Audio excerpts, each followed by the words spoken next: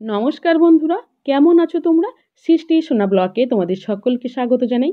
এই যে বেগুন দেখতে পাচ্ছ, বেশ বড়সড় একটা টাটকা বেগুন গাছের। এই বেগুনটা দিয়েই বানাবো আজকে বেগুন পোড়া। আর সঙ্গে রয়েছে ধনেপাতা আর ৩ টে টমেটো নিয়েছি। উনুনে রান্না হয়ে গেছে, বেশ খানিকটা আগুন রয়েছে। এই আগুনেই আমি এই বেগুনটা পোড়া করে নেব। তার আগে বেগুনের গায়ে কয়েকটা ছিদ্র করে নিচ্ছি, যাতে খুব সহজে বেগুনটা খুব তাড়াতাড়ি পোড়া হয়ে যায়।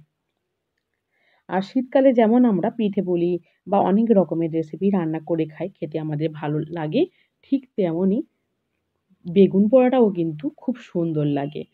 পান্তা শীতের বেলা এই একটু রৌদ্রে বসে পান্তা ভাত এই বেগুন পোড়া দিয়ে খেতে এতটা সুন্দর লাগে যে একবার খেলে কিন্তু বারবার খেতে ইচ্ছে করবে। এছাড়াও গরম ভাত কিংবা রুটির সঙ্গেও অনায়াসে এই বেগুন পোড়াটা খুব সুন্দরভাবে জমে যাবে।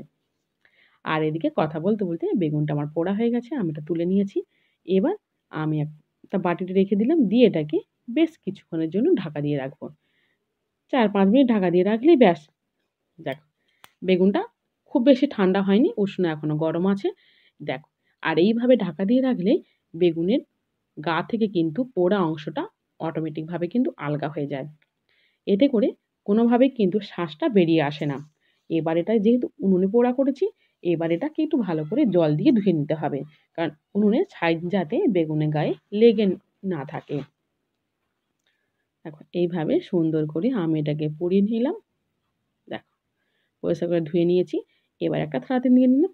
দিয়ে এটাকে আলতো করে এইভাবে দেখো তুলে নিলেই দেখো কত সহজেই আর কত কম সময়ে দেখো বেগুনের খোসাগুলো আলগা হয়ে যাচ্ছে।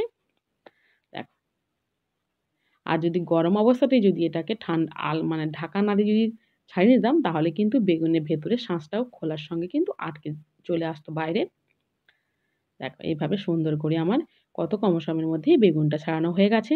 এবার বেগুনটা তো ওপর থেকে দেখেছি যে পোকা নেই, কিন্তু ভেতরে যদি থাকতে পারে, সেজন্য বেগুনটা মাঝ বরাবর এইভাবে ফাঁকা করে দেখে নিলাম যে এর ভেতরে কোনো প্রকার কিন্তু পোকা নেই। আর ওদিকে কড়াই বসিয়ে দিয়েছি। কড়াইটা আমার উষ্ণ গরম হয়ে গেছে।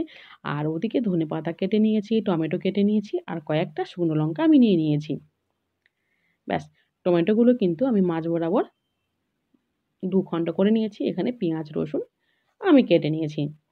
কড়াইতে আমি বেশ খানিকটা তেল দিয়ে দেব। তেলটা খুব সুন্দর হয়ে গরম হয়ে গেছে। এবার আমি টমেটোটা যেদিকে কেটে নিয়েছিলাম সেই দিকটা তেলের উপরেই দিয়ে দিচ্ছি। এইভাবে একবার বেগুন ভর্তা বানিয়ে খেয়ে দেখো, এত সুন্দর লাগবে যে বারবারই মনে হবে এইভাবে একবার বানিয়ে খেতে। এক পিঠটা হয়ে গেছে। আর এটা কিন্তু খুব বেশি তাপে ভাজার কোনো প্রয়োজন নেই। মিডিয়াম তাপেই সুন্দরভাবে কিন্তু ভাজা হয়ে যাবে।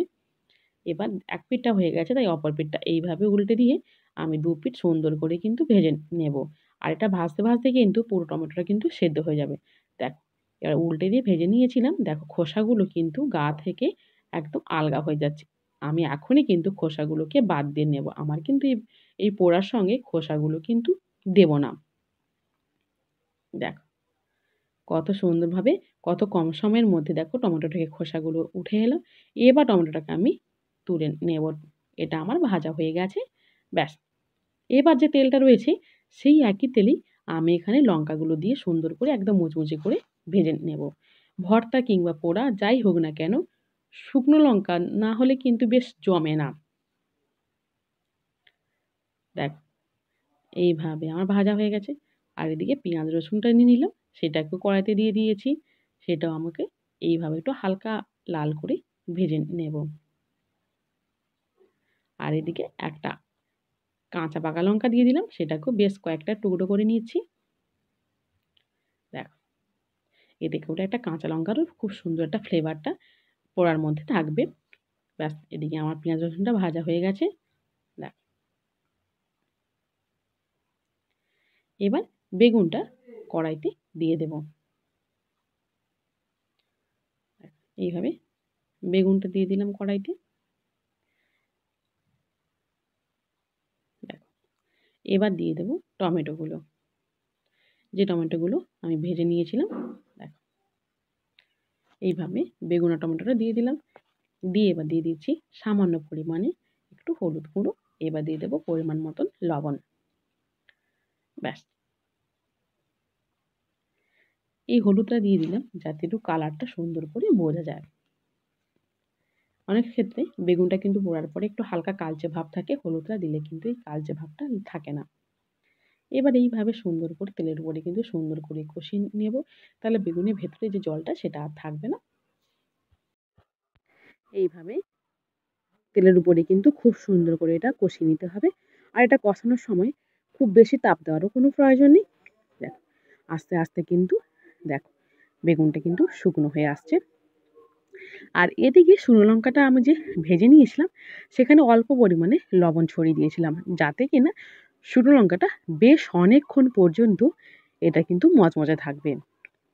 এবার সেটা গুঁড়ো করে নিয়েছি, ব্যাস দিয়ে দিলাম বেগুন পোড়ার উপরে, দিয়ে এটাকে সুন্দর করে আবারও আমি বেশ কিছুক্ষণ কড়াইতে এইভাবে কিন্তু নাড়তে থাকবো। একটা সুন্দর একটা গন্ধ বেরিয়েছে, এই গন্ধতেই যেন মনে হয় পেটটা ভরে গেল। এবার হয়ে গেছে, এবার এটাকে তুলে নেব থালাতে। দেখো একদিকে ধনেপাতা কুচনো রয়েছে আর একদিকে বেগুনের পোড়া পোড়া। এবার তো অল্প পরিমাণে হলেও কিন্তু এখানে সরষের তেল ব্যবহার করতে হবে, তাহলে বেশ একটু ঝাঁঝালো হবে, আরও টেস্টটা আরও বেড়ে যাবে। এবার কুচিয়ে রাখা পেঁয়াজ আমি এখানে আরও বেশ খানিকটা দিয়ে দিলাম। এবার যে ধনেপাতাটা কুচো করে রেখে দিয়েছি, ব্যাস সেই কুচনো ধনেপাতার সঙ্গে বেগুন পোড়াটা মাখিয়ে নিলাম। দেখো কত সুন্দর দেখতে লাগছে। এবার পরিবেশনের পালা। আজকে তো আমরা সবাই এই বেগুন পোড়া দিয়েই দুপুরের খাওয়া দাওয়াটা সেরে নেব। আর কেমন হয়েছে আজকে আমার এই বেগুন পোড়াটা অবশ্যই কিন্তু কমেন্ট করতে ভুলো না। তোমরাও কিন্তু একবার এইভাবে বেগুন পোড়া বাড়িতে বানিয়ে খেও। আর শীতের দিনে কত বড় বড় যে বেগুন বাজারে পাওয়া যায় সেটা কিন্তু সবাই আমরা জানি। দেখো এবার ওপর থেকে দিয়ে দিলাম কেটে রাখা কুচনো পেঁয়াজ। এবার একটু ডিজাইনের জন্য দিয়ে দেব একটা পাকা লঙ্কা। ব্যাস এবার কেমন হয়েছে অবশ্যই কিন্তু কমেন্ট করে জানিও। আর তোমরাও একবার এইভাবে বেগুন পোড়া বাড়িতে খেয়ে দেখো, এত সুন্দর লাগবে যে যখনই বেগুন থাকবে বাড়িতে তখনই কিন্তু এইভাবে পোড়া খাওয়ার জন্য কিন্তু আমাদের মনটা বেশ যেন আনন্দ পাবে।